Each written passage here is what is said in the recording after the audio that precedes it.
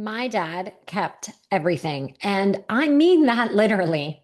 When my brother and I started cleaning out his office, we found printed emails from 2003, folders of documents no one had touched in 15 years, receipts for things we couldn't identify, manuals for appliances that no longer exist, notes from meetings that probably weren't that important even when they happened. Box after box after box, and so many boxes.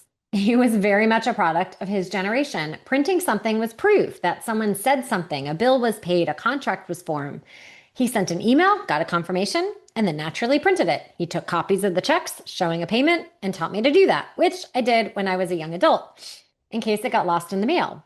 Got a rebate check? He copied that too. He loved being surrounded by paper, and I just love this picture of him that I found, so be sure to check out the actual newsletter, not the one that you're listening to. Even as the world went fully digital, the instinct of having a physical copy never really left him. He didn't totally trust that the cloud would hold things correctly. So the bank transfer confirmation got printed. The payment receipt got printed. The email thread, just in case, got printed. Meanwhile, all the emails and confirmations are still in his email. I kept thinking about this while hauling too many boxes to count to the recycling pile. Because people today are keeping copies of records upon records. We've just stopped using paper mostly, though I do know some who still do, and moved to digital. And nobody actually deletes anything. With physical stuff, there's a natural limit. You fill the cabinet, you fill the closet, the garage gets out of control, and eventually the sheer volume forces you to deal with it. Or like my dad, he didn't actually deal with it. He just made piles upon piles of paper. Digital doesn't have the natural pressure point. Storage is cheap. There's always more room. So we just keep everything. And think about how a single work project actually gets stored. It starts maybe as an email thread. Then someone creates a Slack or a Teams channel. Then there's a project management tool like Asana, Monday, ClickUp, or whatever your company uses. In the early days, we stored copies on floppy or hard disks. And when I asked my kids, do you know what this is? They had no idea. Because yes, he kept floppy disks and hard disks. Someone also likely makes a shared Google Drive or a SharePoint folder. Then someone downloads the document to make edits and saves it to their desktop.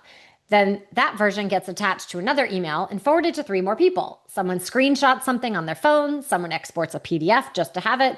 That's 6 or 7 copies of the same information scattered across platforms, and nobody is tracking any of it. Most of it will never be looked at again. This is how data sprawl happens. Not because people are trying to hoard data, but because nobody's thinking about the copies. They're focused on getting the work done, sharing the document with whoever needs it, and moving to the next thing. The fact that there are now 7 versions of the same file living in 7 different places doesn't really register. Until it does.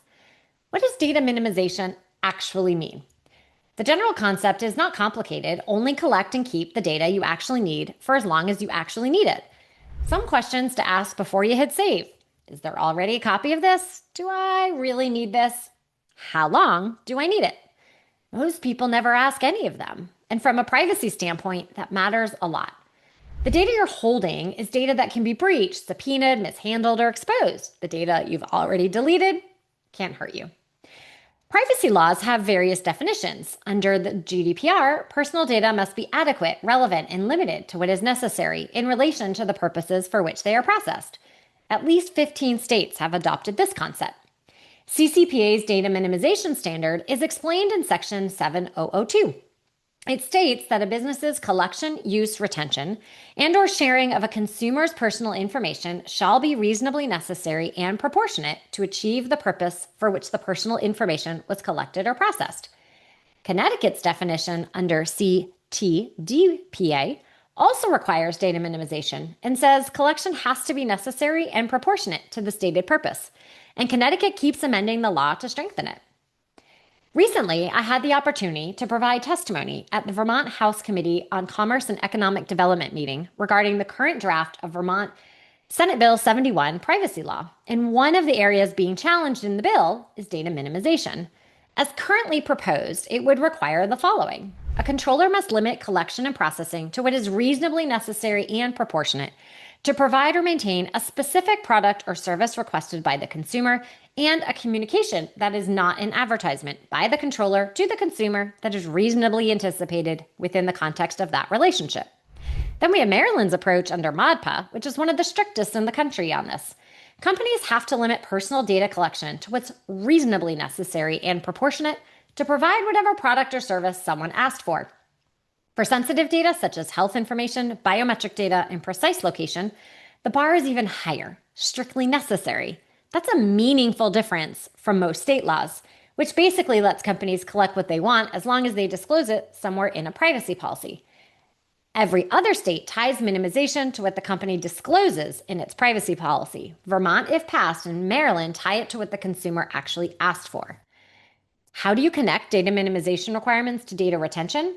Companies do need to consider which jurisdiction they are in and which requirements they need to adhere to regarding what can and can't be collected and stored. Once that baseline has been established, data retention practices kick in.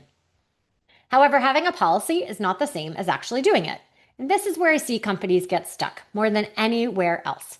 They have a data retention policy, it's written down, it might even be a solid one, and then nothing happens in practice.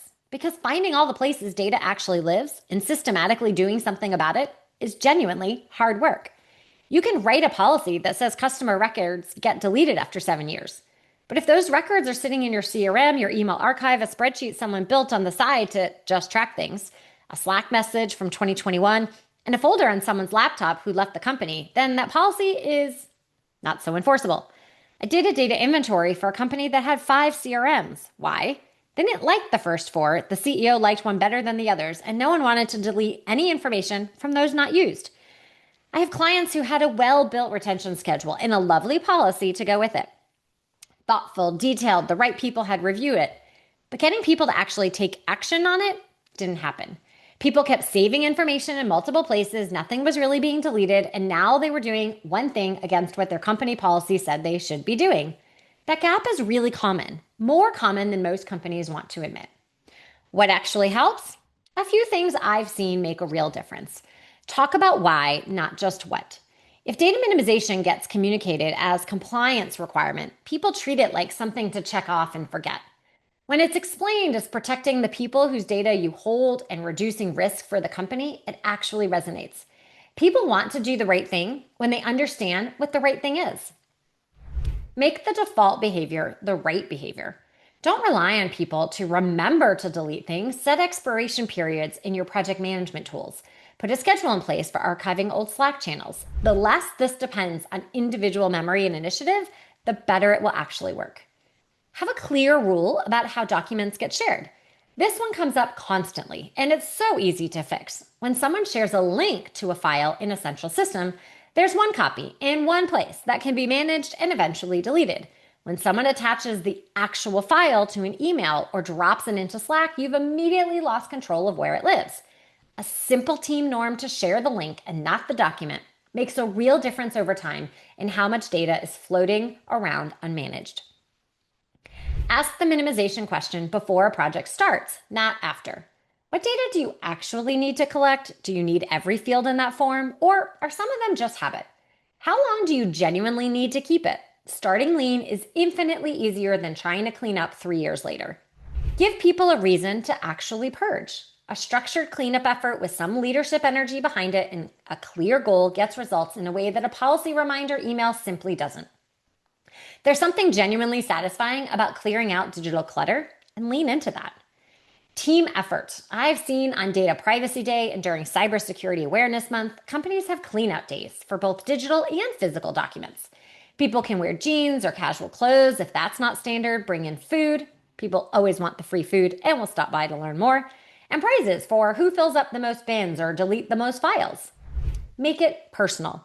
Bringing in physical shredding bins for people to bring their own personal documents at home, plus the work drawers. What's my actual summer plan? Standing in my dad's office, I told myself this summer I was going to go through my own stuff at home. I had a doctor tell me that I could never take enough pictures, and he was referring to pictures of my baby. But I apply this to all the special people, food, or beaches in my life. So these 66,255 items in my photo library are probably not going anywhere anytime soon. I'm going with doctor's orders on that one. The downloads folder is a problem for sure. And for future me, But the documents, the old physical and digital files, the folders I haven't opened since before the pandemic, even the pile of my kids' stuff I stuffed in the basement for another time, those are getting dealt with. This is my no more school summer project, and I'm oddly excited about it. And sidebar, I am loving that my daughter's school now sends me a digital picture of her art, less for me to scan. And don't you just love this bird? Why do we really keep stuff? My dad's whole system of printing and keeping everything came from wanting to feel in control, wanting proof, wanting to know that if something ever came up, the documentation was there. But it didn't actually give him control. It gave him so many boxes of stuff his kids now have to sort through. Just one of the many boxes of paper because scrap paper was also saved in this super awesome picture. He didn't want to throw anything away. My dad thought that keeping everything was safer. Might he have needed it? That's true for companies too. The data you're holding on to just in case isn't making you more protected, it's making you more exposed and making the things that actually matter harder to manage. How long did it take you to find the file anyways? Because there were so many files to sort through? Yep, too many. You get my point. My dad kept everything because he was careful. Some things he saved I'm really grateful for. So I can read his sales leadership seminar notes, his first resume, and I found the cards my kids sent him. The printed bank confirmations, email printouts, and printed bank statements got tossed. At some point, keeping everything stops being careful and starts being a liability. What step can you take to minimize the data in your life? Do you have a data minimization strategy that actually works in practice? Or is it more of we have a policy situation? I genuinely love to hear what's worked. Drop a comment or send me a note.